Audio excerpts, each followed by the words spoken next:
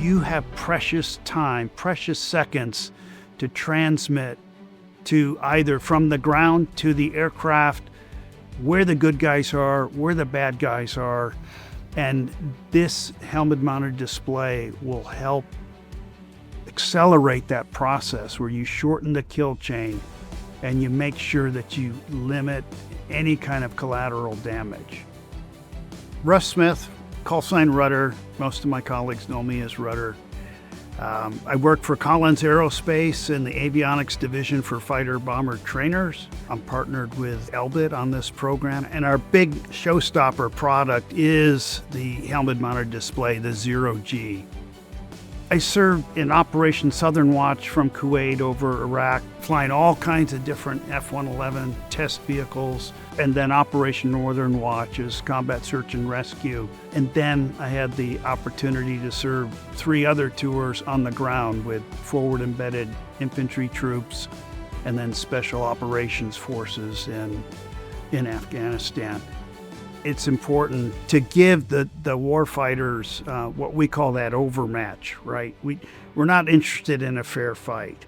I would have killed to have flown with this type of technology back in the day, but now the young pilots are going to be blessed with just incredible technology. We didn't know any different at the time.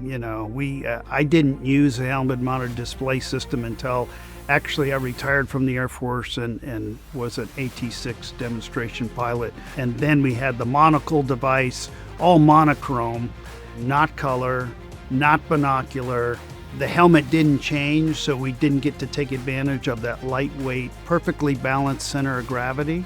And the other thing is with this digital night vision camera that the Zero-G sports, you don't have that great moment arm in front of your noggin that you just can't wait to get those things off.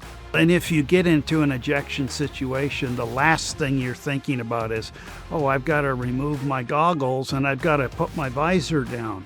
Well, you don't have to think about that in a Zero-G. Your visor, which is photochromic, is always down, and your digital night vision is up top, embedded in the helmet. This is truly revolutionary. It's been a great blessing because I'm still serving the warfighter. I'm around colleagues that serve. You still have that warfighter ethos, and it's been a great experience.